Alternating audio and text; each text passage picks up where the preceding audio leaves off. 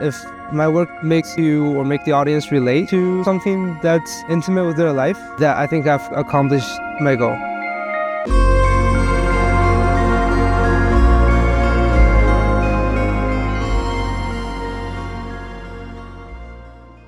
Hello, my name is Shane. I'm a 3D artist and a motion designer from China. I went to college in Boston and studied film. By the end of college, I stumbled upon people's work, and I think his work, especially the animation he made back then, had a really huge impact on me.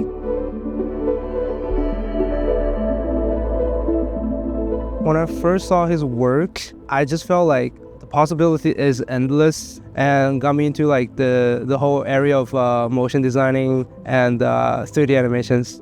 I've come across more and more artists like him, and then it just got me hooked into it. A lot of my inspiration just came from kind of a collage of all the other amazing artists' works that I've seen. I took what I like about it and then kind of mashed together. I definitely have a wide range of style. I just post whatever I want. That's been since I beginning creating and then posting stuff online. A lot of great ideas just came from boredom. Instead of trying to put a meaning towards my work, I definitely want to let my work speak for themselves, to have the audience to interpret them in their own way.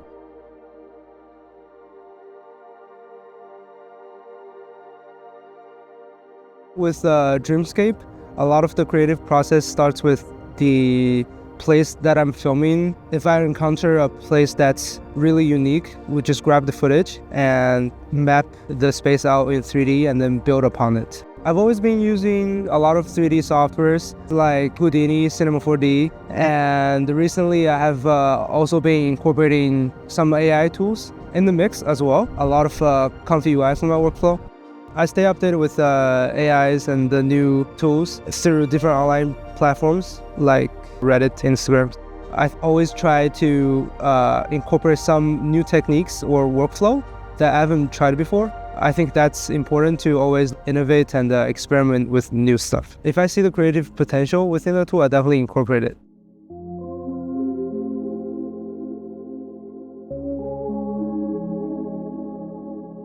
I think I have been focusing on the AI tools since 2021 when OpenAI first released DALL-E, and I've only jumped in to incorporate AI as a part of my workflow is when I saw a lot of the open source model start to get released. With tools like AnimateDiff and Stable Diffusion, I first create a rough animation path inside 3D programs as a underlying base for the AI models to use. So basically I design 80% of the work in 3D programs, and I'll create the main ideas and the motion and a rough sketch of the elements in the scene that I want to create, and then AnimateDiff to finish the rest, to basically add context and styles on top of it. With AI models, the notion that they give to people is that, they're really unpredictable, they can generate random stuff and can hallucinate, but tools that they get developed, they can allow you to have more art direction and creative control. I think that's what I find the most interesting and what I value the most. There's definitely heavy stigmas around AI and the usage of AI in art. I don't really respond to the criticism. I definitely welcome, any positive or negative comments and opinions. I think if there's a valid criticism, I definitely would take it in. But generally, a lot of the criticism come from either people not knowing how the technology works or just have this negative notion in their mind.